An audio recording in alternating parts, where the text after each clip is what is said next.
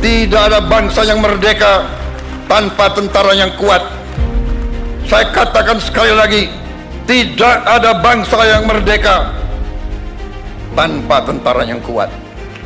Halo Sobat Militer, selamat datang di channel Dalam Militer, tempat kita membahas dunia pertahanan, kekuatan angkatan bersenjata, serta perkembangan teknologi militer dari Indonesia dan mancanegara. Pada kesempatan kali ini, kita akan membahas deretan alutsista yang diborong oleh Pak Prabowo, sebuah topik yang menarik untuk kita bahas. Sejak Pak Prabowo Subianto menduduki kursi strategis sebagai Menteri Pertahanan dan sekarang menjadi Presiden, program modernisasi alutsista nasional berjalan dengan sangat masif. Dari darat, udara, hingga laut, semua matra TNI dibenahi dengan pembelian alat utama sistem persenjataan dalam jumlah besar. Berikut ini deretan daftar alutsista yang sudah diborong untuk masing-masing matra. Pindad Maung. Pindad Maung adalah kendaraan taktis 4x4, yang dimana ini diproduksi lokal, yaitu oleh PT Pindad. Dan pemerintah sendiri sudah memesan ratusan hingga ribuan unit. Dalam satu penyerahan 2025 saja, sebanyak 4.600 unit telah disalurkan ke TNI AD. KHAN ITBM 600 adalah sistem rudal balistik taktis jarak pendek buatan Turki yang dibeli oleh TNI untuk modernisasi alutsista. Berfungsi melindungi pulau-pulau besar Indonesia dengan jangkauan 80-280 km dan akurasi tinggi. Ditempatkan di Kalimantan Timur untuk mendukung pertahanan strategis menghadapi ancaman regional. Rudal ini mampu menghancurkan target bernilai tinggi seperti radar, pusat komando, dan fasilitas logistik dengan hulu ledak konvensional berkekuatan tinggi, serta memiliki kemampuan manuver dan peluncuran cepat dari kendaraan taktis. Sikorsky S-70M Black Hawk, helikopter angkutan serbu. Tercatat sekitar 24 unit dibeli untuk kebutuhan AD. Dassault Rafale, jet tempur modern generasi ke-4,5 ini telah dikontrak sebanyak 42 unit. Kontrak dilakukan bertahap sejak 2022 hingga 2024, dan pengiriman pertama dijadwalkan mulai 2026. Namun yang mengejutkan publik adalah munculnya rencana penambahan hingga 24 unit lagi, sehingga total Rafale yang akan dimiliki Indonesia bisa mencapai sekitar 66 unit. Bayangkan, 66 pesawat tempur generasi 4,5 kelas dunia berada di bawah komando TNI AU. Rafale bukan pesawat biasa, ia mampu menyerang udara, darat, hingga kapal perang. Dibekali radar AESA, rudal jarak jauh, kemampuan stealth reduction, dan avionik modern. Dengan datangnya Rafale, Indonesia memasuki era baru dominasi udara. Airbus A400M. Untuk logistik dan mobilitas perang, Indonesia juga memperkuat angkutan udara strategis. Indonesia membeli 2 unit pesawat angkut berat A400M. Dengan unit pertama sudah diterima pada tahun 2025, sedangkan unit kedua akan menyusul.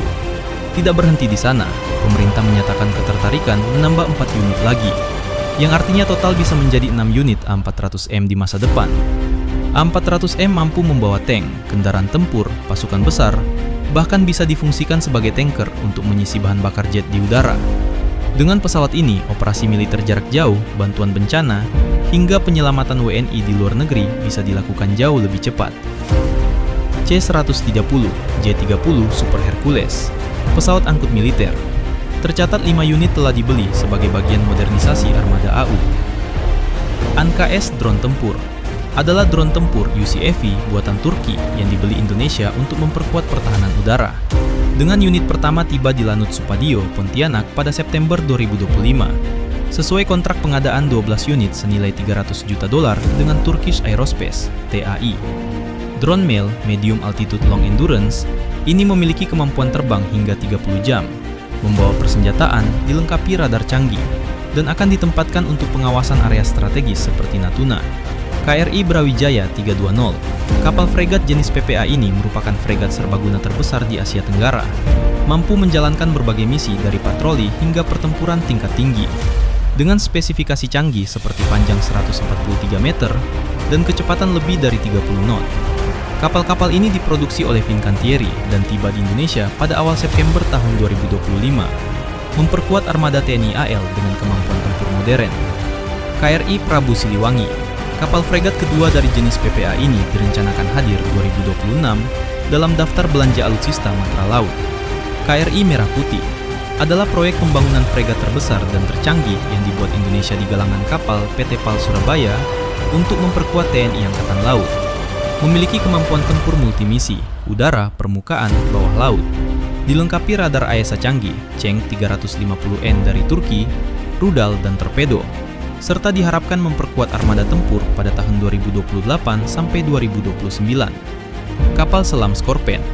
Indonesia akan memiliki 2 unit kapal selam Scorpène Evolve hasil kerjasama dengan Naval Group Prancis yang akan dibangun di galangan PT PAL di Surabaya melalui mekanisme transfer teknologi. Kapal ini merupakan kapal selam diesel elektrik modern dengan kemampuan siluman, mampu beroperasi di laut dalam dan dangkal, serta dilengkapi dengan baterai lithium-ion mutakhir dan sistem tempur generasi terbaru. Pembangunan ini bertujuan untuk memperkuat armada laut Indonesia dan meningkatkan kapabilitas industri pertahanan nasional. Pembelian alutsista dalam jumlah besar ini menjelaskan lonjakan anggaran pertahanan dalam beberapa tahun terakhir.